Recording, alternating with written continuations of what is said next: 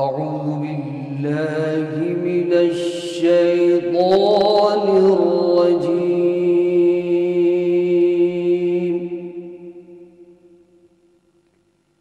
بسم الله الرحمن الرحيم.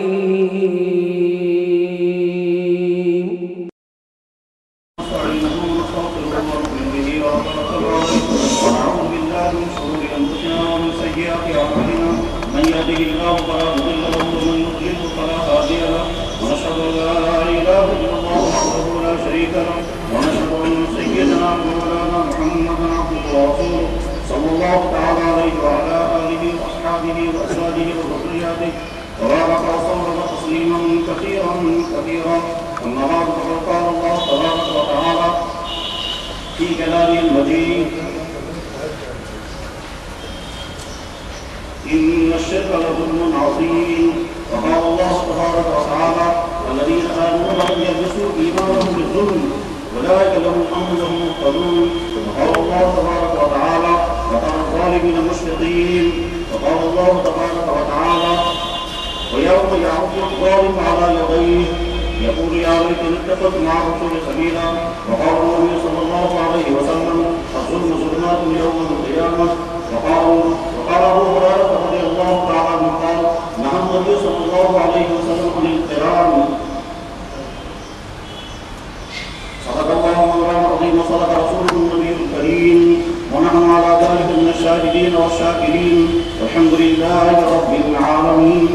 يا رب صل وسلم دائما أبدا على حبيبك خير الخلق كلهم.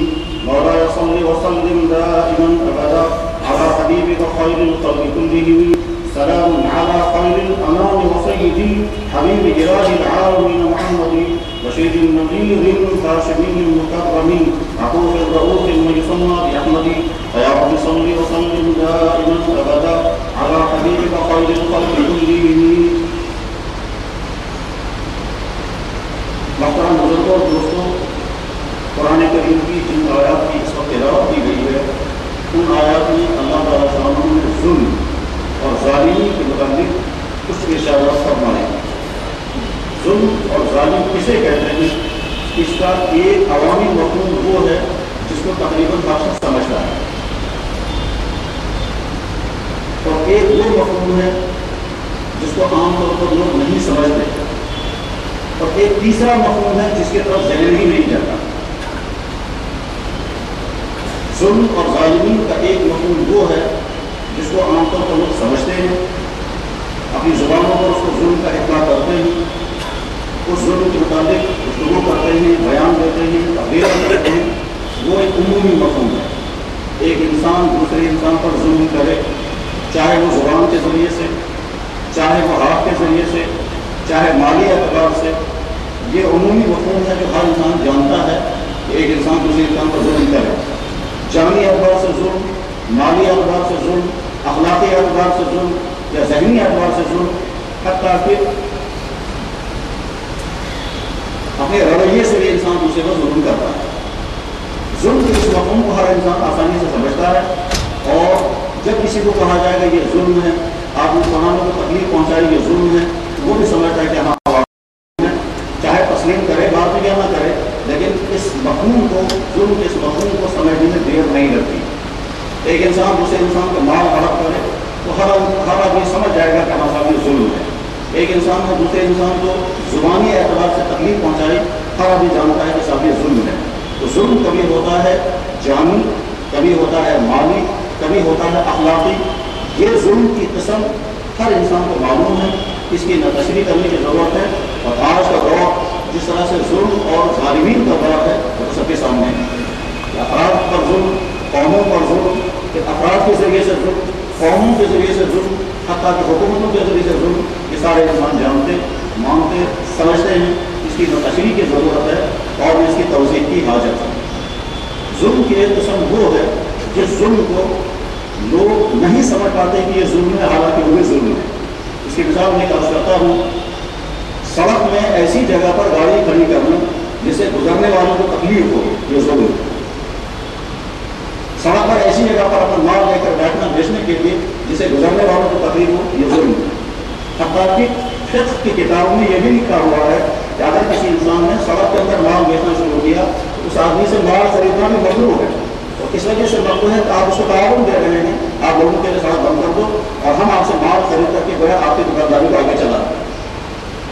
حرام کا درجہ نہیں دیا گیا، اس کی علمی وجوہات میں، لیکن کم سے کم کراہت سے خالی نہیں ہے، وہ کراہت حرام کے قریب کے درجے کی ہو یا اس سے کم درجے کی ہو، لیکن کراہت قرار دی گئی اس وجہ سے کہ یہ شخص اس جگہ اپنی دکان چلا رہا ہے، اپنا ویوہار سے اس جگہ لگا ہے جہاں سڑک قبضہ کرنے کی چیز نہیں ہے، کہ ہر ایک کوئی گزر رہا ہے اور گزرنے کا ہر کو حق ہے۔ ایک انسان عبادت کر رہا ہے لیکن اس عبادت سے وہ دوسرے کو تکلیف پہنچاتا ہے، تو کہا جائے گا کہ صاحب اس لیے عبادت کے حد تک تو تمہاری عبادت ہے، مگر صاحب یہ ظلم کا سبب نہیں بن رہی ہے۔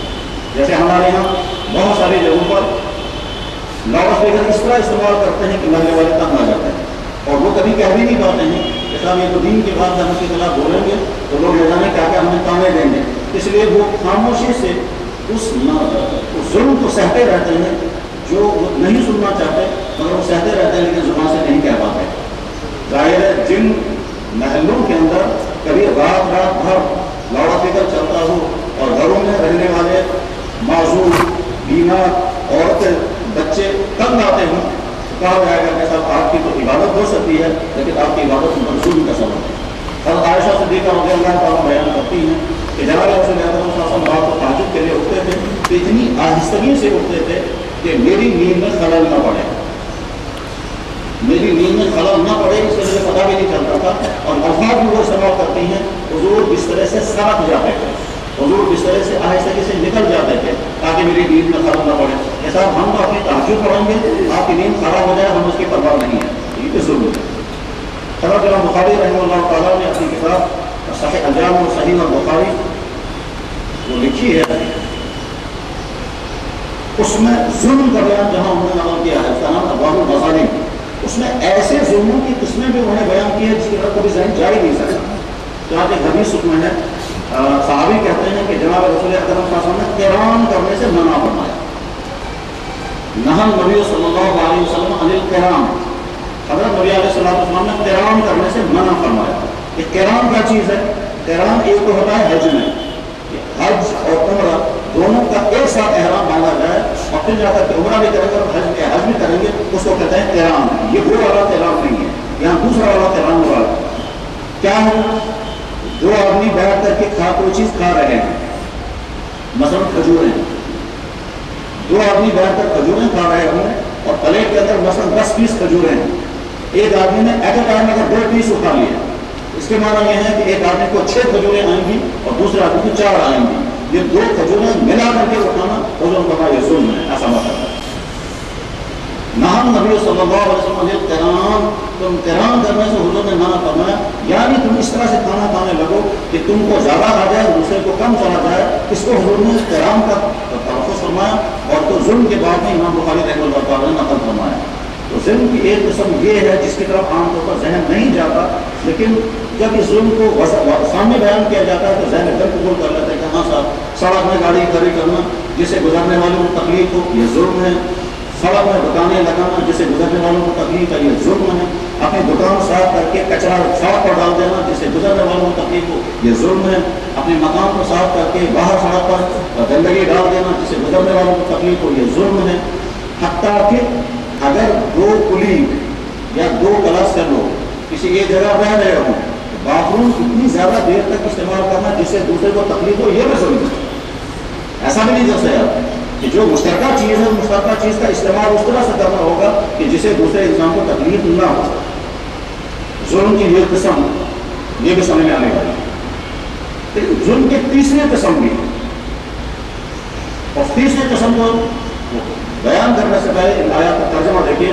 اللہ تعالیٰ شامل فرماتے ہیں جب آیت نازل ہوئی، بخاری شریف میں روایت ہے یہ آیت نازل ہوئی جس میں اللہ تعالیٰ شامل فرمایا الذین آمنوا ولم یلبسوا ایمانهم بظلم اولئک لهم الامن وهم مهتدون، جنہوں نے ایمان قبول کیا اور اپنی ایمان کے ساتھ انہوں نے ظلم کی آمیزش، ظلم کی ملاوٹ نہ ہونے دی، ان کے لیے معافیت ہوگا دنیا میں بھی اور آخرت میں بھی۔ یہ آیت جب نازل ہوئی تو حضرت صاحب کرام رضی اللہ تعالیٰ نے عرض کیا، بخاری میں حدیث ہے، یا رسول اللہ صلی اللہ علیہ وسلم अय्युना मन लम यज़लिम, हम में कौन है जिस इंसान ने सबसे जुल्म न हुआ हो। तो उन्होंने सोचा कभी जुबान से किसी के साथ ज्यादती हो जाती है, ये भी जुल्म है, कभी माली अतबार से किसी के साथ ज्यादती हो जाती है, ये भी जुल्म है, हत्ता कि कभी चलते चलते किसी को ठोकर लग गई, ये भी जुल्म है। तो अगर अल्लाह ताला ये फरमा रहे हैं कि ईमान के साथ जुल्म की आमेजिश नहीं होनी चाहिए, तो हम तो जुल्म की आमेजिश से बच नहीं पा रहे हैं। हमने तो हर शख्स से कहीं ना कहीं छोटा या बड़ा जुल्म हो ही जाता है, कभी शऊरी तौर पर, कभी बेशऊरी तौर पर। तो इस ऐसे जुल्म से बचने की अगर शर्त लगाई जाए और फिर ये कहा जाए कि ईमान के साथ जुल्म की आमेजिश नहीं होनी चाहिए, तो हमारी बस से बाहर है, हम इससे बच नहीं सकते हैं। कभी आमदन, कभी सहमन, शौहर की तरफ से बीवी पर जुल्म होता है, बाप की तरफ से बेटे पर जुल्म होता है, पड़ोसी की तरफ से पड़ोसी में ज़्यादतियाँ होती हैं। इस तरह की ये मसाइल जो हमारे माशरे में कभी शऊरी तौर पर, कभी गैर शऊरी तौर पर, कभी प्लानिंग के साथ, कभी गैर इरादी तौर पर हो जाते हैं, अगर इनसे बचने की शर्त लगाई जाए तो इससे बचना बहुत मुश्किल है। तो साहब ने आपका याद मन अय्युना मन लम यज़लिम, मतलब कौन इंसान है जिससे जुल्म न हुआ हो। इसका मतलब ये है कि किसी का ईमानी मोतबर नहीं है, क्योंकि हर ईमान के साथ कुछ ना कुछ जुल्म शामिल हो ही जाएगा। दूसरी आयत नाज़िल हो गई, मुहारी नहीं रिवायत है, इन्ना शिर्क लज़ुल्मुन अज़ीम। असल में इस आयत से मुराद है शिर्क, कि अगर किसी ने ईमान कबूल किया और इस ईमान कबूल करने के बाद शिर्क की आमेज़िश हाथ में रखी, तो ये वाला जुल्म मज़ाक है। तो पता है चला कि हाँ जुल्म से बड़ा शिर्क ले लिया गया। वो वाला जुल्म जो हमारे माशरे में आम मफ़हूम के एतबार से समझा जाता है, वो वाला जुल्म यहाँ मुराद नहीं है।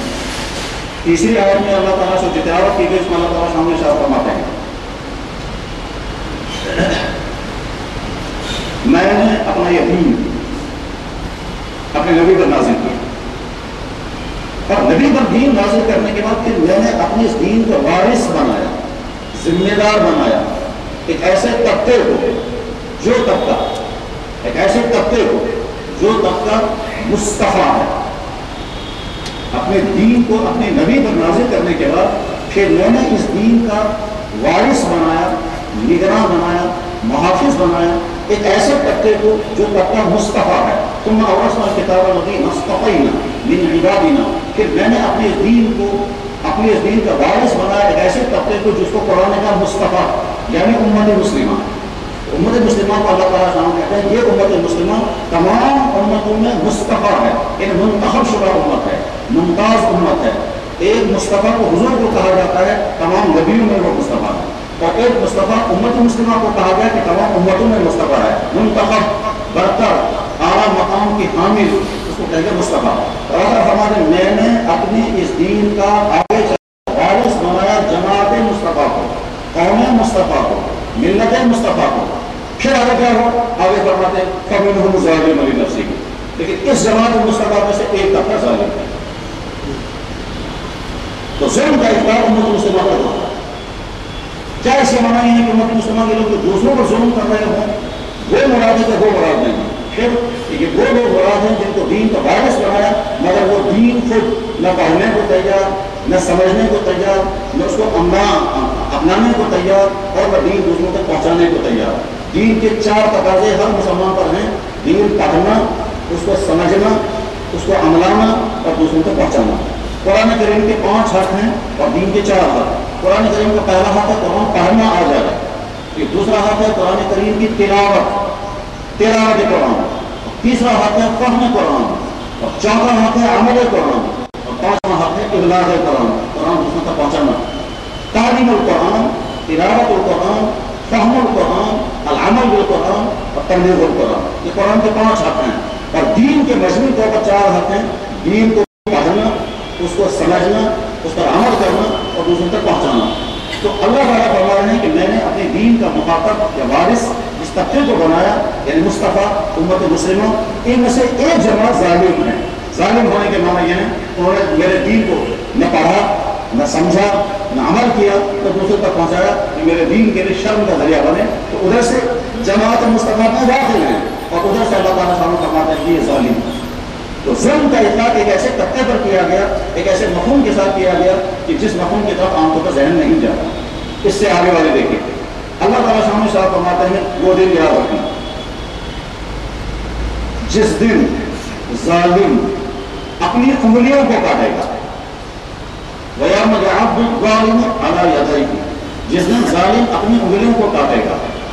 शायद यहाँ के ज़ुबान में वो कह सकते हैं कि ییٚمِس اِنسان پنٕنۍ اَتھن سۭتۍ کھیٚوِ یوم یعض الظالم علی یدیہ، جس دن ظالم اپنی انگلیوں کو کاٹے گا حسرت سے، افسوس سے، غم سے کہ میں نے کیا کیا ہے اس نے. آگے قرآن نے کہا یقول، افسوس کے ساتھ کہے گا یا لیتنی، ہائے افسوس، لم اتخذ، یا لیتنی. وَيَوْمَ يَعْضُ الظَّالِمُ عَلَىٰ يَدَيْهِ يَقُولُ يَا لَيْتَنِي اتَّخَذْتُ مَعَ الرَّسُولِ سَبِيلًا. افسوس میں نے نبی کے طرز حیات کو اپنا طرز حیات کیوں نہیں بنا، میں نے نبی کے طریقے کو اپنے لیے راہ عمل کیوں نہیں بنایا.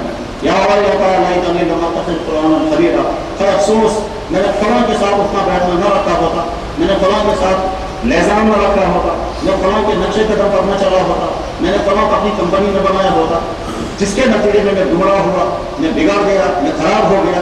اس افسوس میں وہ اپنی انگلیوں کو کاٹے گا اور اللہ تعالیٰ فرمائیں گے ظالم ہے. حالانکہ پھر دوسرے پر کوئی ظلم نہیں کیا، اس نے اپنے پر ظلم کیا. تو ظلم کی تیسری قسم وہ ہے جو انسان اپنے پر کرتا ہے، اس کی طرف جہنم کا ذہن نہیں جاتا. دوسرے پر مالی ظلم کرنا، جانی ظلم کرنا، اخلاقی ظلم کرنا، رویہ کا ظلم کرنا، یہ تو سمجھ میں آتا ہے. اسی طرح سے دوسرے کے سڑک بند کر دینا، دوسرے کا پانی بند کر دینا، لوگوں کو گزرنے کے لیے مشکلات کھڑی کرنا، یہ ظلم بھی سمجھ میں آتا ہے، یہ جو دوسروں پر ہوتا ہے. لیکن ایک ظلم کی قسم وہ ہے جو انسان اپنے اوپر کرتا ہے، اور اپنے اوپر ظلم کی قسم قرآن کریم ان آیتوں سے سمجھ میں آتی ہے. سورہ کہف میں اللہ جل شانہ نے مادیت اور ایمان، مادی زندگی اور ایمانی زندگی، حق اور باطل کے تکرار کے واقعات کو بیان فرمایا، جس میں اصحاب کہف کا واقعہ وہ بھی اسی عنوان کا ہے کہ ایک طرف سے ایک باطل، ایک ظالم، ایک شہر پرست گمراہی میں ڈوبا ہوا ایک بادشاہ، اس کا نظام ہے، ایک بادشاہ اس کا کلچر ہے، اور دوسری طرف سے جوانوں کی چھوٹی سی پارٹی ہے. جن جوانوں کی پارٹی کو وہ سارا ملک بشر الحکومت کے گمراہی کی طرف کھینچنا چاہتے ہیں، اور ان جوانوں نے طے یہ کیا کہ ہم چاہے ہمیں یہ وطن چھوڑنا پڑے، چاہے ہمیں بے گھر ہونا پڑے، چاہے ہم کو در بدر پہ ٹھوکریں کھانی پڑے، لیکن کم سے کم ہم اس کفر کو اختیار نہیں کریں گے.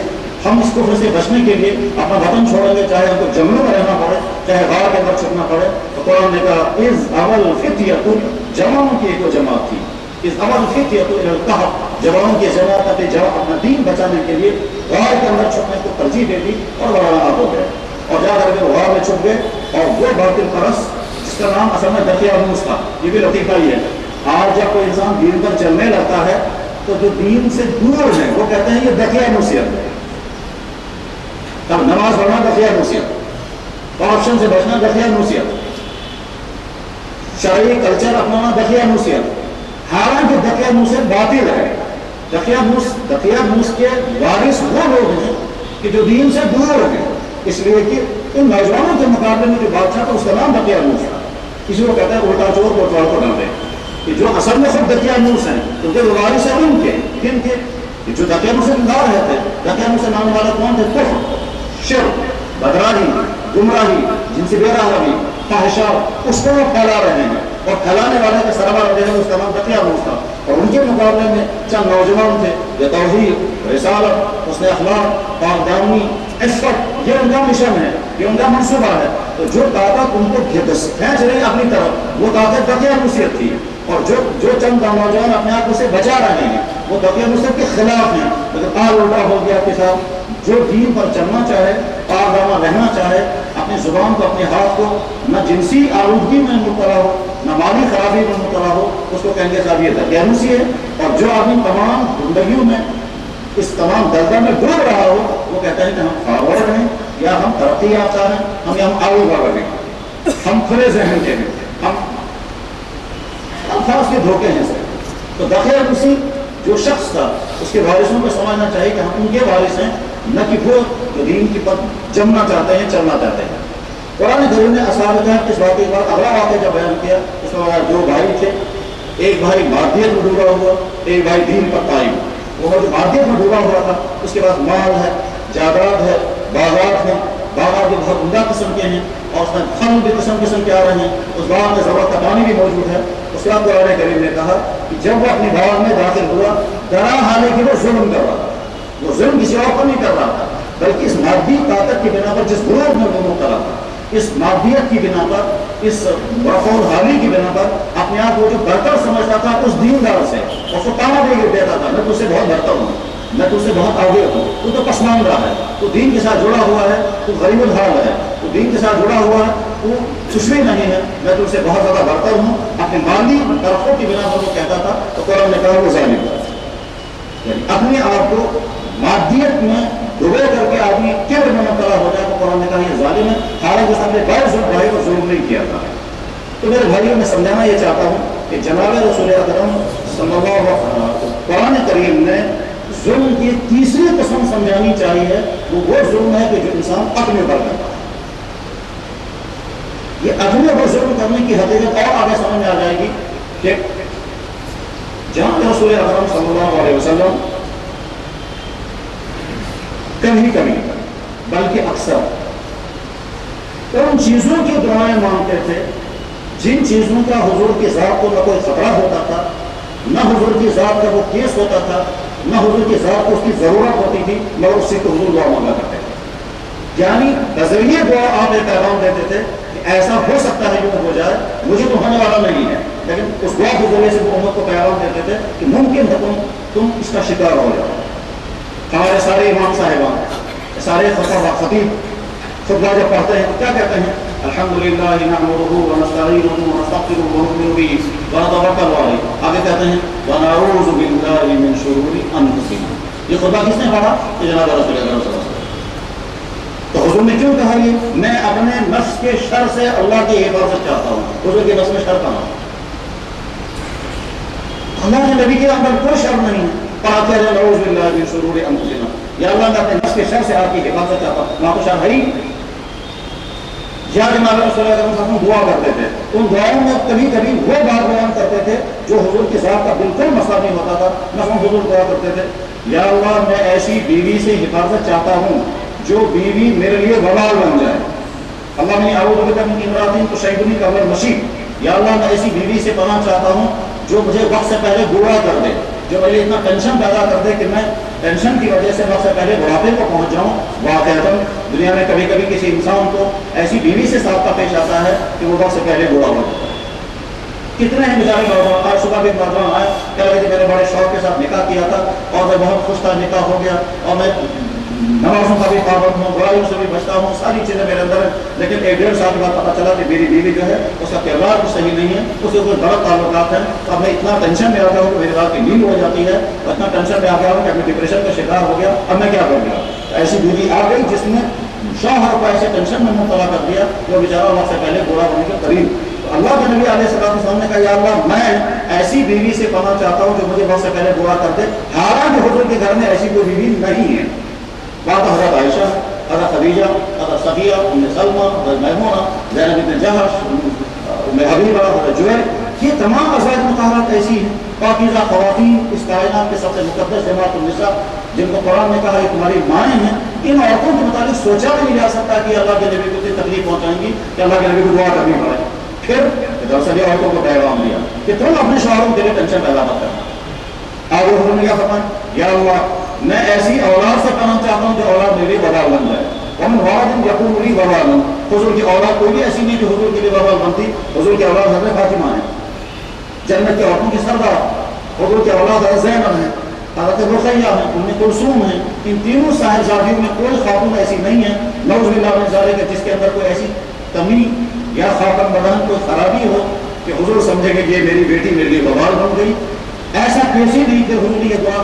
اچھا اولاد میں سے جو بچے پیدا ہوئے ہیں وہ بچپن میں ہی سارے دنیا سے رخصت ہو گئے۔ اخیر عمر میں حضرت ابراہیم پیدا ہوئے تھے، 18 مہینے کی عمر میں یہ بچہ بھی دنیا سے رخصت ہو گیا۔ تو کون سی اولاد حضور کی ایسی ہے جس کی بنا پر حضور یہ دعا کر رہے ہیں مجبور ہو رہے؟ نہیں، یہ سب نے اولاد کو پیغام دیا کہ تم اپنے والدین کے لیے وبال مت بننا۔ اس کے بعد آگے حضور نے دعا کرتے کیا؟ اللہم انی اعوذ بک ان اضل، یا اللہ میں آپ کی حفاظت چاہتا ہوں ایسا میں گمراہ ہو جاؤں۔ اس کائنات میں ہدایت کا آفتاب، اس کائنات میں ہدایت ساری دنیا کو پہنچانے والی ذات اقدس وہ کہہ رہی ہے یا اللہ میں حفاظت چاہتا ہوں کہیں میں گمراہ نہ ہو جاؤں۔ حدیث اللہ نے اعوذ بک ان اضل، میں گمراہ نہ ہو جاؤں۔ اس گمراہ ہونے کا مطلب میں خود اپنے ارادے سے گمراہی کے طرف چل پڑوں، یا میں بچنا تو چاہوں مگر ایسے طبقے میں میں پھنس جاؤں، ایسے افراد کے ساتھ میرا اٹھنا بیٹھنا ہو، ام اضل کہ مجھے گمراہ کر دیا جائے، ام اضل او اضل، اور آگے فرمایا او اظلم یا میں کسی پر ظلم کروں، او اظلم یا مجھ پر ظلم کیا جائے، او اذل یا میں پھسل جاؤں، او اذل یا مجھے پھسا دیا جائے۔ میرے بھائیو، اللہ کے نبی گمراہ نہیں ہو سکتے، نہ دنیا کے طاقت کو حکومت کر سکتی تھی، وہ تو زیادہ گمراہ کرنے کی بڑی طاقت جو دنیا میں ہے وہ شیطان، اور دوسری بڑی طاقت ہے انسان کے نفس۔ شیطان کو حضور کے ساتھ وہ مسلمان ہو چکا ہے۔ چنانچہ جناب رسول اللہ صلی اللہ علیہ وسلم نے فتویٰ صحابہ سے کہا کہ شیطان تمہارے جسم کے اندر ایسے دورے کرتا ہے جیسے خون دوڑتا ہے۔ صحابہ نے عرض کیا آپ کے اندر حضور فرمایا میرے اندر نہیں، ولکنہ اسلم، لیکن میرے ساتھ جو شیطان ہے وہ مسلمان ہو گیا، یا وہ میرا فرما بردار ہے، وہ مجھے برائیوں کی طرف نہیں، برائیوں کی طرف پھسلاتا نہیں ہے، یا برائی کے وسوسے میرے اندر نہیں ڈال پاتا ہے۔ تو میرا شیطان تو مجھے برا نہیں کر سکے گا، لیکن تمہارا شیطان جو تمہارے ساتھ ہے وہ تمہارے خون کے اندر دوڑتا ہے۔ اللہ کے نبی علیہ السلام کو شیطان گمراہ نہیں کر سکتا، ان کا نفس معصوم و پاکیزہ نفس ہے، وہاں میں گمراہی کا کوئی خطرہ نہیں۔ اس کے بعد حضور نے یہ دعا کیوں کی، یا اللہ میں گمراہ ہونے سے پناہ حفاظت چاہتا ہوں، یہ دراصل ہم کو پیغام دیا کہ میرا کیس نہیں تمہارا کیس ہے۔ جب میں اپنے لیے ہدایت اور ہدایت کی دعا اور گمراہی سے بچنے کی تمنا کر رہا ہوں تو تم کو کتنا زیادہ فکر مند ہونا چاہیے۔ تو اسی دعا میں حضور نبی اعظم فرمایا یا اللہ میں حفاظت چاہتا ہوں، ایسا نہ ہو کہ میں ظلم کروں۔ کیا اللہ کے نبی کسی انسان کو ظلم کر سکتے تھے؟ اللہ اکبر، ذات اقدس تو وہ ہے، لوگوں نے گالیاں دی، یہاں سے دعائیں دی۔ ہم کو بڑے فخر کے ساتھ ہمارے ناخواں حضرات پڑھتے ہیں سلام اس پر کی جس نے گالیاں سن کر دعائیں دی۔ تو جس ذات اقدس کا معمول اور رویہ یہ ہو کہ وہ گالیاں سن کر کے دعائیں دے رہے ہوں، اس ذات اقدس کے متعلق یہ کون تصور کر سکتا ہے کہ صاحب وہ ظلم کرتے ہیں؟ پھر حضور نے دعا کیوں کی؟ یہی ایسا نہ ہو کہ میں اپنے پر ظلم کرتا ہوں۔ اپنے پر ظلم کرنے کے معنی اپنے آپ کو گمراہی کی طرف، اب گمراہی کا شکار بنا دینا۔ میرے بھائی، اب ظلم کی تیسری والی قسم وہ ظلم ہے کہ جس میں انسان اپنے آپ کو گمراہی کا شکار بنا دیتا ہے، اس کو آدمی ظلم نہیں سمجھتا، مگر یہ ظلم کی تیسری والی وہ قسم ہے جس میں آج کی امت کا اکثر طبقہ پھنس چکا ہے۔ چنانچہ وہ افراد جن کے ہاتھوں میں مسلمانوں کی زبان میں خدا، چاہے وہ اوپر کی سطح کا ہو یا نچلی سطح کا، وہ تمام مسلمان جن کے ہاتھوں میں تجارت ہے، وہ تمام مسلمان جن کے ہاتھوں میں نظام تعلیم ہے، وہ تمام نوجوان جو ابھی تعلیمی زندگی میں ہیں یا ملازمت کے آغاز میں ہیں، شادی شدہ ابھی نہیں ہیں یا شادی کے قریب ہیں یا نئی شادیاں ہوئی ہیں، ان چاروں پانچوں طبقوں میں، اور وہ تمام خواتین جو آج کے اس ماڈرن دور میں زندگی گزار رہی ہیں، ان تمام طبقوں کو جب گہرائی کے ساتھ دیکھا جائے تو صورتحال یہ ہے کہ یہ تمام کے تمام اکثریت کے ساتھ اپنے اوپر ظلم کر رہی ہے کہ جب یہ کفر کی طرف، کفر کے فیشن کی طرف، برائیوں کی طرف، آوارگی کی طرف، جنسی بے برابری کی طرف، مادیت کے سیلاب کی طرف دوڑ رہے ہیں، تو یہ وہی ہیں جو ظلم کر رہے ہیں۔ کیا وہ باپ ظالم نہیں ہے جو باپ اپنی بیٹی کو کہتا ہے کہ تم فلاں کے ساتھ جموں تک جاؤ، ہو سکتا ہے وہ تم کو ملازمت دلوا دے، اور وہ بیٹی ملازمت دے کر آئے یا نہ آئے اپنی قسمت طے کر کے واپس آتی ہے، اور یہ باپ اپنے بیٹے کو بھیج رہا ہے؟ یہ ظلم نہیں ہے؟ کیا وہ ظلم نہیں ہے کہ باپ اپنے بیٹے سے کہتا ہے کہ وہ نماز سے کیا نہیں ہے، اور اس لیے کہہ کر کے بیٹے کو اپنی نماز سے روکتا ہے؟ کیا یہ ظلم نہیں ہے؟ والدین اپنی بچوں کو ظلم کر رہے ہیں، نوجوان اپنی جوانیوں پر ظلم کر رہے ہیں۔ یہ وہ ظلم کی تیسری والی قسم ہے جس کو سمجھانا مقصد تھا کہ ظلم کی ایک قسم تو ہے جو دنیا کی قومیں مسلمانوں پر کر رہی ہیں، اس میں مسلمان بھی ہیں اور غیر مسلم بھی ہیں، عالمی طاقتیں بھی ہیں، مقامی بھی ہیں، وہ ایک الگ قسم ہے۔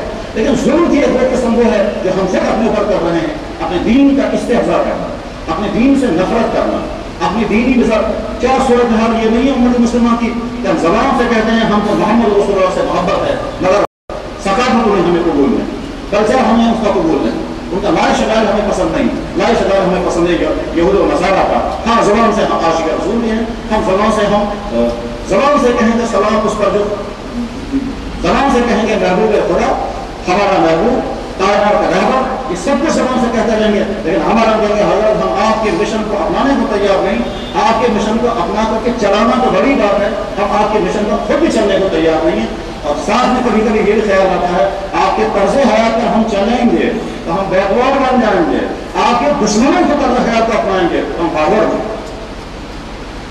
ظلم کی یہ والی قسم ہے جس قسم کا نتیجہ اس وقت یہ نکل رہا ہے کیا اللہ تعالیٰ سامنے جن کے کلچر کو امت اپنا رہی ہے انہیں کو امت کے گردن پر مسلط کیا, انہیں سے اللہ تعالیٰ سامنے امت کو تباہ کروا رہے ہیں. کیوں؟ ضابطہ یہ ہے کہ اللہ کا قانون توڑ کر تم جس فرد کو یا جس قوم کو خوش کرنا چاہو گے اسی فرد اسی قوم سے تم کو پٹوایا جائے. امت مسلمہ نے یہود و نصارہ کو خوش کرنے کے لیے, ان کی ہاں ملانے کے لیے, ان کا ایجنڈا آگے چلانے کے لیے انہیں کی ہر چیز اپنائی, تو اللہ نے انہیں کے ذریعے سے ملکوں پہ جو تباہی مچائی ہے وہ سارے عالم کے چپے چپے سے وہ چیز آئی ہے.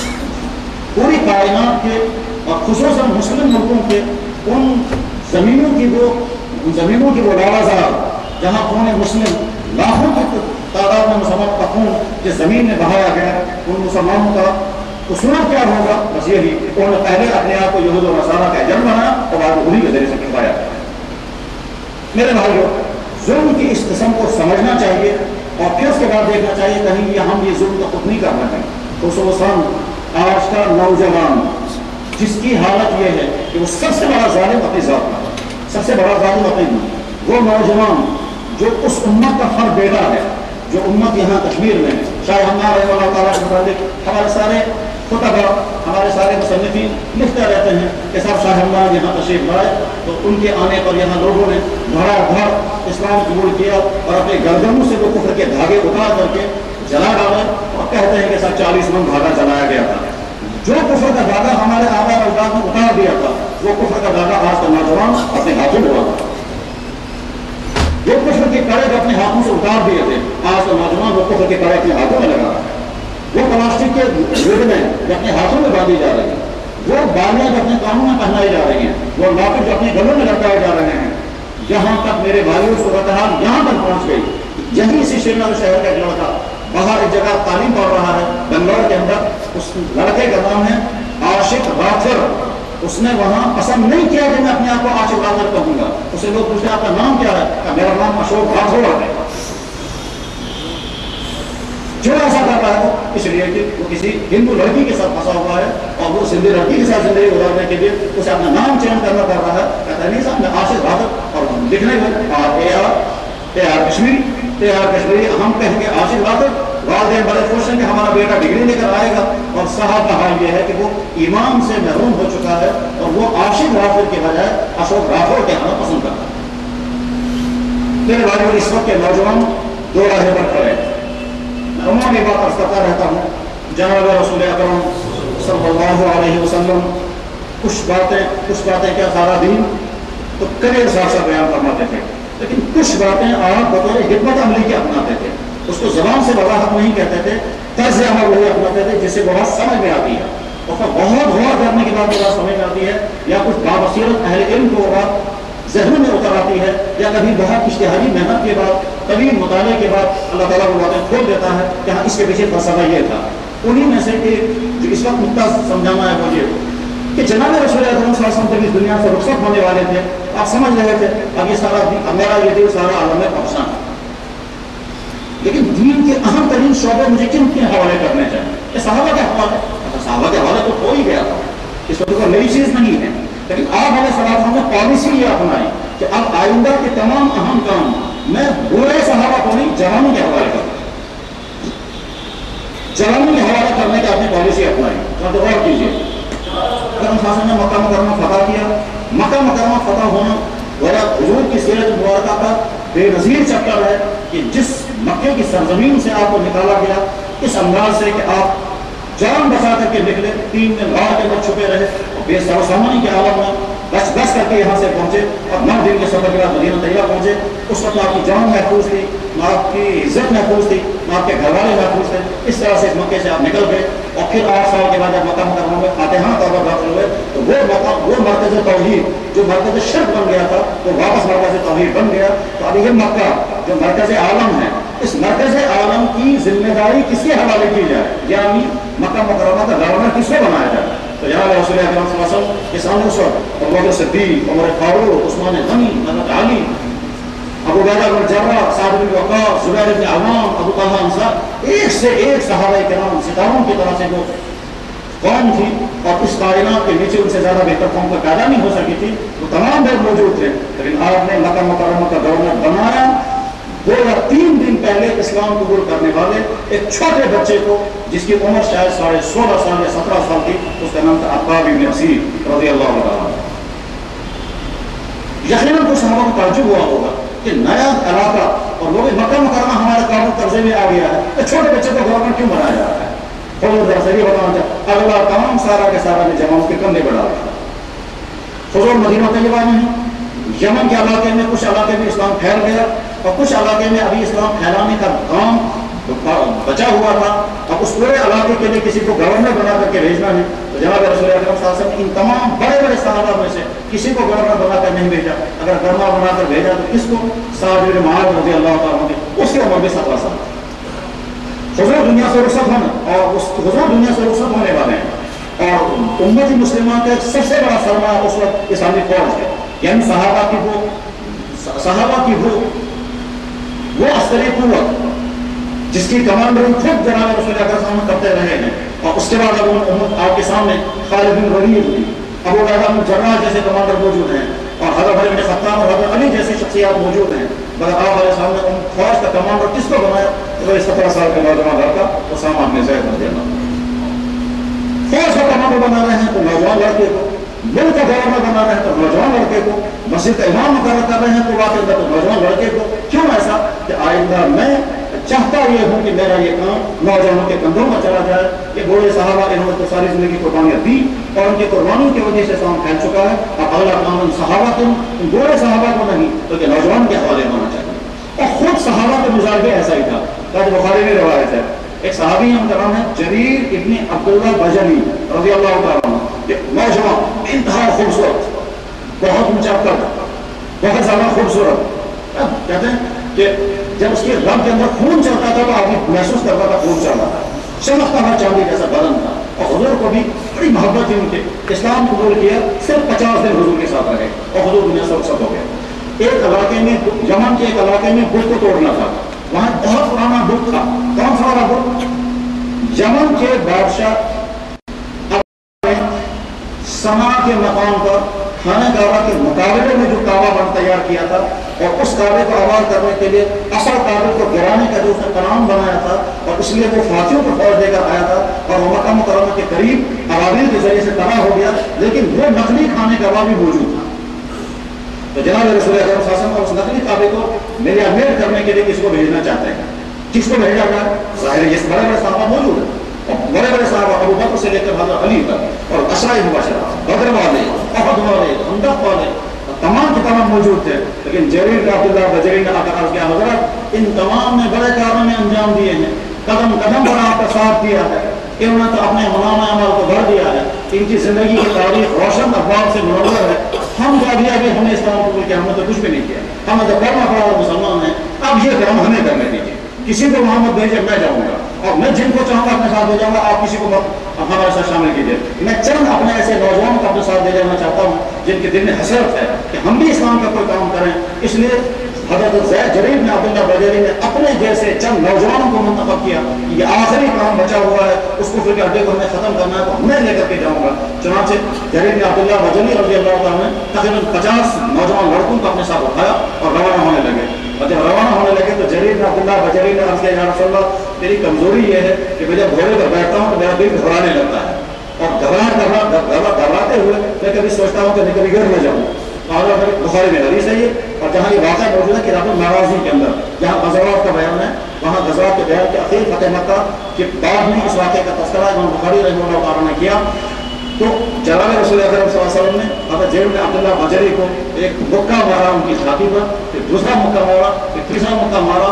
ایک حدیث میں ہے کہ ایک ہی مرتبہ مارا اور فرمایا گھوڑے پر سوار ہو جاؤ، اور جب گھوڑے پر سوار ہوئے تو نہ کوئی گھبراہٹ تھی نہ کچھ۔ اور بعد میں جریر بن عبداللہ بجلی کہتے ہیں میں بغیر زین کے، گھوڑے پر بغیر زین کے سفر کرنا بہت مشکل ہے، اور جنگ کرنا تو ممکن ہی نہیں ہے بغیر زین کے، آدمی فوراً نیچے گر جائے گا کیونکہ آدمی پھسل جاتا ہے اس پر۔ تو جریر بن عبداللہ بجلی رضی اللہ عنہ کہتے ہیں اب اگر کوئی مجھے کہے گا مکہ سے مدینہ گھوڑے پر بغیر زین کے دوڑ کر کے جاؤ تو میں جا سکتا ہوں، مجھے کوئی گھبراہٹ نہیں ہے۔ حضور کو مکہ مرنے کا اثر یہ ہوا، بخاری میں حدیث میں۔ تو جریر بن عبداللہ بجلی رضی اللہ تعالیٰ عنہ جوان تھے اور وہ یہ کام اپنے سر لیا انہوں نے اور گئے اور اس کو مسمار کر کے رکھ دیا جو وہ نقلی کعبہ بنایا جا رہا تھا. تو میرے نوجوان بھائیوں میں سمجھانا یہ چاہ کہ جناب رسول اکرم صلی اللہ علیہ وسلم کی امیدوں کا مرکز امت مسلمہ کے نوجوان نسل ہر زمانے میں تھی اور آپ نے اپنے دور میں یہ پالیسی اپنائی کہ اگلا کام جوانوں کے حوالے کیا جائے اور اسی پالیسی کا اثر بعد میں نکلا تھا کہ محمد بن قاسم نوجوان لڑکا تھا 17 سال کا وہی بر صغیر میں اسلام لے کر کے داخل تھا. اس کے مقابلے میں آج کا ہمارا نوجوان وہ کہیں ڈرگس کا شکار وہ کہیں آوارگی کا شکار وہ ہاتھوں میں دھاگے باندھتا ہے کفر کی علامت کے اس کے نظروں میں آئیڈیا ہیں فلموں میں کام کرنے والے وہ آوارہ لوگ جن کا کام ہی برقاریاں کرنا سکھانا جن کا کام ہی ہے برائیاں پھیلانا جن کا کام ہی خیر زندگی اپنانا وہ ہمارے آئیڈل بن جائیں ہمارے لیے مواقع بن جائیں وہ کھلاڑی جن کا کام ہی مطلب کھیل اور عیاشیاں وہ ہمارا آئیڈل بن جائے. اس نوجوان اس مسلم نوجوان کو یہ کیا ہو گیا؟ یہ انتہائی خطرناک مستقبل کی نشانی ہے کہ جب کسی قوم کی نئی نسل بگڑ جاتی ہے اور بگڑنے کے بعد پھر اس قوم کا مستقبل تاریخ ہو جاتا ہے. دینی مستقبل بھی معاشی مستقبل بھی اخلاقی مستقبل بھی تہذیبی مستقبل بھی. اور جب یہ کہا جاتا ہے کہ آج کا دور تہذیب تصادم کا دور ہے میرے بھائیو ذہن میں رکھیں کوئی تہذیب تصادم نہیں اسلام کو مٹانے کا دور ہے اور اس اسلام کے مٹانے میں جو ہمارے دشمن ہوتے ہیں اور استعمال کرتے ہیں سب مسلمان ہیں. اسی لیے جہرائی کے ساتھ تجزیہ کرنے والوں نے تجزیہ کیا انہوں نے بتایا کہ امت مسلمہ اس وقت 4 طبقوں میں تقسیم ہو چکی ہے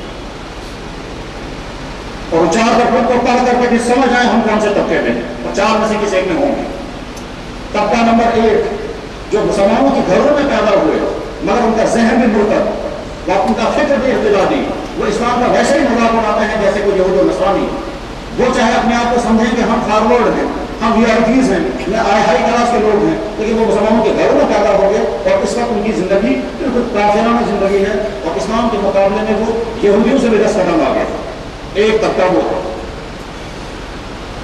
جیسے سلمان رشدی جیسے تسلیمہ رشدی جیسے خود یہاں کے لوگ جہاں بے شمار لوگ وہ خود کر کے کہتے ہیں یہ اسلام چلنے میں نہیں اور وہ مسلمانوں کے گھروں میں پیدا ہوئے وہ فخر کے ساتھ کہتا ہے فلاں آدمی میرا بڑا مسلمان ہے.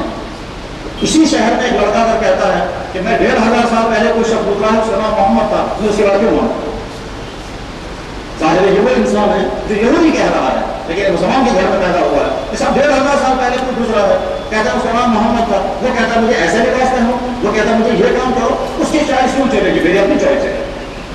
یہ جو ذہن ہے یہ وہ پہلا والا طبقہ ہے.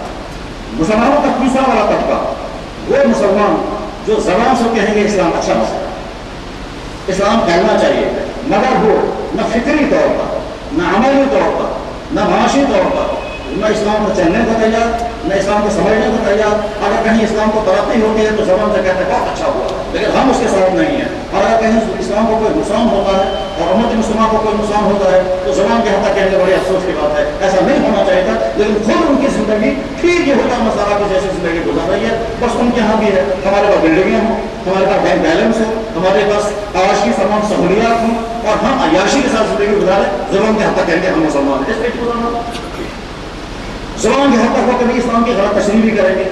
یہاں شہر میں ایک سال سے ایک سیمینار میں تقریر کرتے ہوئے کیا کہہ رہے تھے کہتے ہیں اسلام نماز روزے کا نام نہیں ہے اسلام کوئی عقیدے اخلاق کی بات نہیں ہے اسلام اصل میں سوشل جسٹس کا نام ہے اسلام ہیومنٹی کا نام ہے. کیا مطلب اس کا یعنی جس چیز کو آپ لوگ اسلام کہہ رہے ہیں میں تو چونکہ وہ کرتا نہیں لہٰذا میں اسلام کی وہ والی تشریح کروں گا جس میں مجھے کچھ نہیں کرنا ہے لیکن اپنے آپ کو کہہ سکوں گا میں بھی مسلمان ہوں کیونکہ ساتھ سوشل جسٹس کے ساتھ میں بھی جڑا ہوا ہوں. ہیومنٹی میرے اندر بھی ہے. وہ طبقہ جو زبان کے حد تک مسلمان کہہ رہا ہے اپنے آپ کو لیکن نہ ان کے اوقات میں اسلام کے لیے کوئی وقت ہے نہ ان کے مال میں سے کوئی پیسہ اسلام پر خرچ ہونے والا ہے نہ اپنے اولاد کو اسلام پڑھانا اور سکھانا نہیں.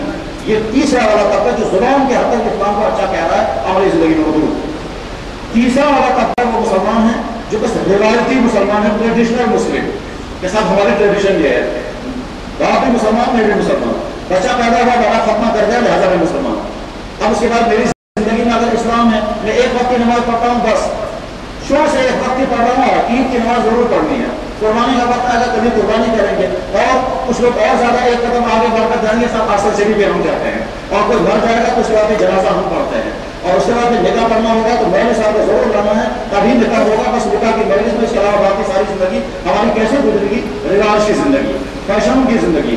उनका इस्लाम बस इन 2-3 चीजों के साथ जुड़ा हुआ है। अपना करना, नमाज पढ़ना 1 या 2 वक्त की, या ज्यादा 5 वक्त की।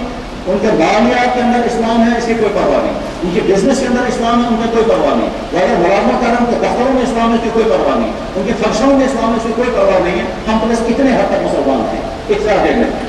चौथा वाला तबका, वो बेचारा गरीब तबका, वो गरीब तबका जो चाहता है कि हम इस्लाम को पढ़ेंगे, उस पर अमल करेंगे और दुनिया के कामों को ये इस्लाम का पैगाम पहुंचाएंगे। हम सख्ती के साथ इस्लाम की एक चीज को जमेंगे, और चाहे हमारा नफ्स, चाहे हमारा माहौल, चाहे हमारी सोसाइटी और चाहे दुनिया की ताकतें उस इस्लाम से हमें दूर करने की कोशिशें करें, मगर हम अपने इस्लाम को छोड़ने वाले नहीं हैं। कि चौथा वाला तबका, ये बेचारा कहीं दाढ़ियों की शक्ल में, कहीं टोपियों की शक्ल में, कहीं सफेद लिबास की शक्ल में, कहीं इस्लामी सेमिनारों की शक्ल में, कहीं इस्लामी संपोजियों की शक्ल में, कहीं इस्लामी किताबें तकसीम करने की शक्ल में, ये थोड़ा सा तबका पाया जाता है। कहीं ये 5% है, कहीं ये 10% है। अब हर मुसलमान को समझना चाहिए इन 4 तबकों में से मैं कौन से हूँ। और ये 4 तबकों का एनालिसिस, ये जो तजिया, ये किसी छोटे इदारे में नहीं, दुनिया के बड़े इदारे ने जिसका मंसूबा है दुनिया से इस्लाम को खत्म करना, और तजिया करने के बाद का ये जो चौथा वाला तबका है, इस चौथा वाला तबके को हमें दबाना है उन 3 तबकों को इस्तेमाल करना, ताकि सारी दुनिया का नक्शा यही है कि जहाँ इस्लाम को मिटा रहे हैं वो मुसलमान, चाहे वो हुक्मरान हो, चाहे वो ताजिर हो, और चाहे नौजवान नस्ल हो। और उसके लिए तमाम क्या है कि सारे बूढ़े जितने इनके हैं, या अगर कोई नमाज पढ़ रहा है पढ़ने दो, या अगर बेचारा पुराने जमाने का इस्लाम के साथ जुड़ा हुआ चंद बातों में उसको रहने दो। हम नई नौजवान नस्ल को इनसे काट देंगे, और काटने के लिए हम अपनी तालीम, अपनी सकाफत, अपना मीडिया, ये सारी चीजें इस्तेमाल करेंगे। और इनका नौजवान तबका ज़हनी तौर पर मुर्तब हो जाना चाहिए, जिस्मानी तौर पर जिनसी बेरादरी का शिकार हो जाना चाहिए, या अपने वालिदैन से बागी हो जाना चाहिए, आगे चल कर के अपने दीन से नफरत करने वाला बनना चाहिए। 30-40 साल के बाद जहां हम कुछ रहना चाहते हैं, वहां के नौजवान खुद ही कुफरी हैं। मेरे नौजवान भाइयों, आप इस निशाने पर हैं। इसलिए वो नौजवान जो स्कूलों में, जो कॉलेजों में, जो दफ्तरों में जिंदगी गुजार रहे हैं, वो तबका है जिसकी फिक्र जनाब रसूल अकरम सल्लल्लाहु अलैहि वसल्लम को इंतहा ज़्यादा थी। तो आपने फरमाया कैफ़ बिकुम अय्युहन नास इज़ा तग़ा निसाउकुम, लोगों उस वक्त तुम्हारा क्या बनेगा जब तुम्हारी औरतें आवारा हो जाएंगी। इंसानी तारीख में औरत के साथ इतना बड़ा फ्रॉड कभी नहीं खेला गया जितना आज दौर में खेला गया। क्या उसको बताया गया कि नंगे होने का नाम तरक्की है और सड़क पर आने का नाम आगे बढ़ना है, उसके नतीजे में उसकी किस्मतें लुट जाए कि सब आज़ादी निस्मा, आज़ादी निस्मा नहीं, वो असल में शहवत परस्तों को अपनी शहवत के लिए वो और चाहिए थी, उसको घर से बाहर निकाला। और जहाँ उसकी किस्मतें महफूज, उसका नाम रखा गया जुल्म पसंदी, उसका नाम रखा गया अंधेरापन, उसका नाम रखा औरत को कैद रखा गया। और जहाँ उसकी किस्मत सरेआम लुट रही है, उसका नाम रखा गया कि सब ये आज़ादी है, ये आगे बढ़ना है। और नौजवान औरत समझने लग गई कि मैं जब सड़क से बाहर आऊँगी, मैं जब सेल गर्द करूँगी, मैं जब दफ्तरों में पहुंचूंगी तो मैं आगे बढ़ रही हूँ, चाहे उसके नतीजे में मेरी किस्मतें क्यों न लुट जाए। चुनांचे सर्वे रिपोर्टों के मुताबिक गैर मुस्लिम माशरों का हाल तो जो कुछ होगा वो जाने, लेकिन खुद मुस्लिम माशरों का हाल कितना तबाह हाल है वो यहाँ की सूरत हाल भी हमारे तमाम बेदार मर्द, दूरअंदेश और हालात से वाकिफ शख्सियत तक वाज़ेह है कि क्या सूरत हाल है। इसलिए मेरे नौजवान भाइयों, जब जनाब रसूल अकरम सल्लल्लाहु अलैहि वसल्लम ने ये बात फरमाई थी, लोगों उस वक्त तुम्हारा कितना बड़ा हाल होगा जब तुम्हारी औरतें आवारा हो जाएंगी और तुम्हारे नौजवान बिगड़ जाएंगे, मकासा का फितिया न को, और तुम्हारे नौजवान फासिक और फाजिर हो जाएंगे। ये फासिक और फाजिर के माना क्या है? वो आवारा हो जाएंगे, वो गैर इस्लामिक फैशन करेंगे, वो दूसरों की नकारी में खुशी महसूस करेंगे, वो जिनसी बेरादरी के शिकार होंगे, वो इफराज कायम करेंगे, वो शादियों से पहले जिनसी तजर्बा करने लगेंगे, और वो इन बुराइयों को बुराई नहीं समझेंगे और उसमें डूब चुके होंगे। आगे चल करके ये शख्स अपने पर जुल्म कर रहा होगा, इसने अपने दीन को तबाह किया, उसने अपने अखलाक को तबाह किया, वो अपने घर वालों के लिए मुसीबत बनेगा। ये भी है वो चीज़ जिसको अल्लाह के नबी ने फरमाया था, या अल्लाह ऐसी औलाद मुझे नहीं चाहिए जो औलाद मेरे लिए बवाल बन जाए। ये नौजवान अपने दीन के लिए बवाल, ये नौजवान अपने वालिदैन के लिए बवाल, ये खुद अपने लिए बवाल बनता। जब सूरत हाल ये हो, आज ही सुबह मेरे दोस्त जो स्टेशनरी का काम करते हैं कह रहे थे कि जी हम स्टेशनरी का काम करते थे, और वो जो स्टेशनरी वाले वो फ्लूर बेचते हैं, जिस फ्लूर का काम होता है सियाही गिराना, वो फ्लूर बेचने का काम था। अगर पूरे कश्मीर के लिए हम कहीं 1 महीने के अंदर 5 डब्बे बेचा करते थे, और बाद में जब मुझे पता کو ڈرگس کے طور پر استعمال کر رہے ہیں. تو میں نے وہ کام چھوڑ دیا. لیکن اس کے بعد مجھے پتا چلا کہ جہاں پورے کشمیر کے لیے 5 ڈبے ایک مہینے میں خرچ ہوتے تھے, 5 کارٹون خرچ ہوا کرتے تھے, اور تقریباً 200 کارٹون خرچ ہو رہے ہیں. اور وہ سارے کے سارے نوجوان مصنوع لڑکوں کو دیے جا رہے ہیں. کچھ خریدتے ہیں, سر نیچے کر کے 25 روپے کا 25 روپے کی ایک بوتل آتی ہے, اور لڑکا آتا ہے سر نیچے کر کے 50 روپے اسے دیتا ہے, وہ بھی چپکے سے بوتل پکڑاتا ہے اور لڑکا نکل جاتا ہے. جب صورتحال یہاں کی یہ ہو کہ نوجوان لڑکیاں نام کی اسلامی یونیورسٹی میں پڑھتے ہوئے سشورے پر چیری مر کر کے پھر ایسے کھا رہے ہیں جیسے مکھن چبا رہے ہوں, سمجھنا چاہیے کہ ہم کتنے خطرناک مستقبل کی طرف گامزن ہو چکے ہیں. اس لیے میرے نوجوان بھائیوں, آپ کی جوانی قیمتی ہے. آپ کی جوانی آپ کی نہیں, یہ اللہ کی امانت ہے. یہ اللہ کے نبی علیہ السلام کے امتی کی جوانی ہے. یہ اگر بگڑ جاتی ہے تو آپ اپنے اوپر ظلم کر رہے ہیں. ظلم کی یہی وہ تیسری قسم تھی یہ سمجھنی ہے, جس کو اللہ تعالیٰ شامل فرماتے ہیں وہ دن یاد رکھنا جس دن تم ظالم اپنی انگلیوں کو کاٹو. تم ظالم اپنی انگلیوں کو کاٹو گے. کیا کہو گے؟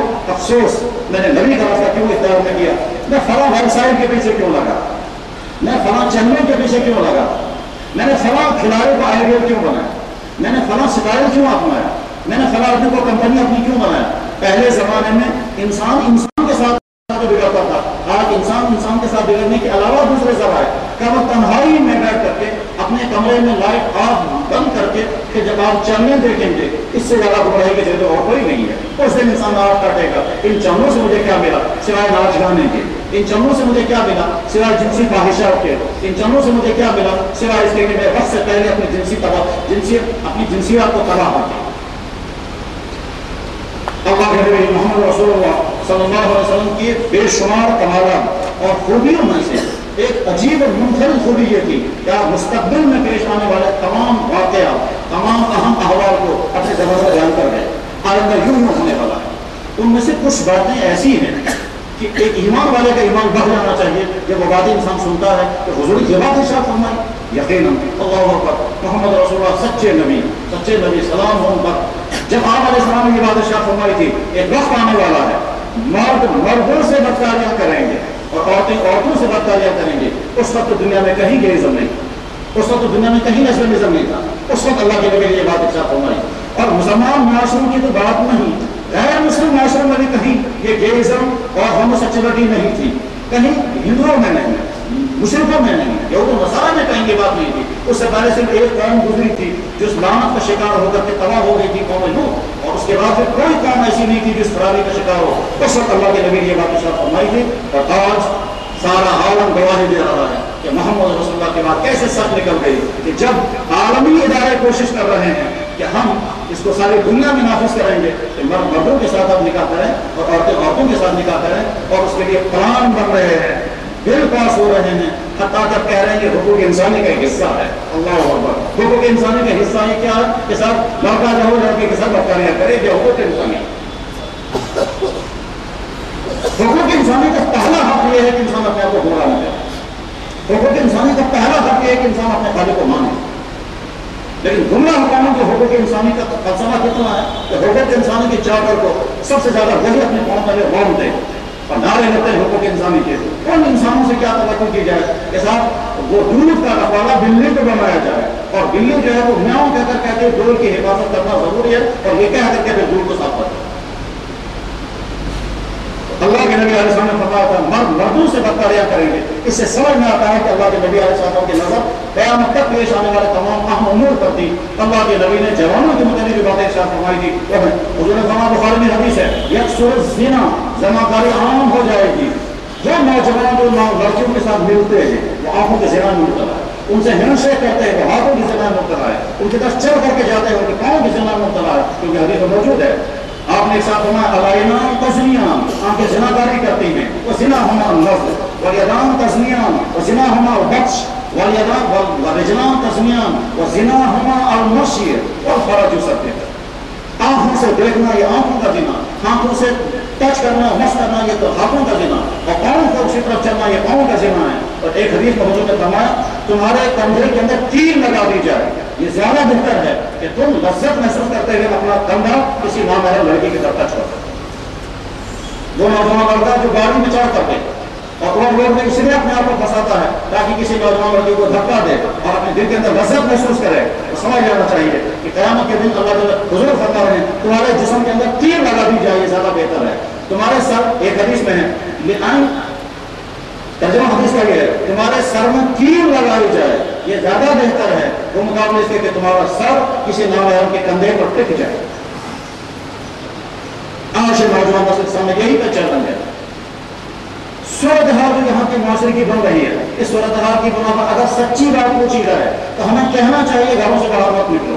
مگر وہ کہہ نہیں سکتے اس لیے زندگی گزارنی ہے.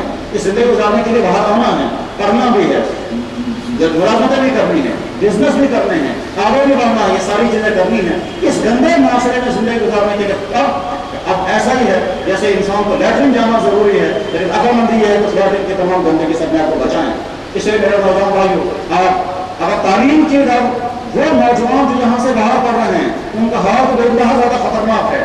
یہ شمار کشمیری نوجوان لڑکے جان بوجھ کر ہم نے سنا میرے بھائیوں نے بتایا بنگلور کے اندر کہنے لگے کچھ نوجوان کشمیری تو ایسے ہیں وہ جان بوجھ کر ہندو علاقوں میں رہنا پسند کرتے ہیں اپنے آپ کو اپوز کرتے ہیں ہم بھی ہندو تاکہ کوئی تانا بھی لایا جائے ان سے کوئی غلطی ہو جائے. کچھ بیچارے نوجوان وہاں بھی اپنے آپ کو برائی سے بچاتے ہیں. کتنے ہی یہاں کے نوجوان لڑکے باہر جا کر اپنے ہاتھوں میں مندروں کے اندر جا کر کے دھاگے باندھتے ہیں وہاں مندروں میں بیٹھ کر کے وہ ٹیچے بھی کرتے ہیں ان کو پراپر سبھا میں بٹھا والدین خوش ہے ہمارا بیٹا وہاں سے ڈگری کر کے آئے گا اور وہ فطری ارتکاب کا بھی شکار ہو چکا ہے اور جسمانی طور پر بھی ان تمام خرابیوں میں پھنس چکا ہے جن خرابیوں کے متعلق سوچا بھی نہیں جا سکتا. اس لیے میرے نوجوان بھائیوں آپ کی اس وقت کی زندگی بے نازک حالت میں ہے. سمجھیں کہ ہم محمد رسول اللہ کی امتی ہیں ہم محمد رسول اللہ کی امت کے جوان ہیں ہم آوارہ نہیں ہوں گے ہم بگڑیں گے نہیں. آپ کی زندگی اس وقت کی چیلنج جو سے گزر رہی ہے آگے چل کر جب آپ کا نکاح ہوگا اس وقت ایسا نہ ہو آپ شرمندہ ہوں اور زبان سے شرمندہ ہوں یہاں آپ کا ضمیر اندر سے آپ کو ملامت کرے گا. آج جس خاتون کے ساتھ تمہارا نکاح ہوا تم تو اس کے علاوہ دوسری خواتین کے ساتھ آپ گزار چکے ہو اس وقت آپ کا ضمیر اگر اس میں کہیں ایمان کی کوئی رمق آپ کی بچی ہوگی آپ کا ضمیر آپ کے اندر سے کوسے گا.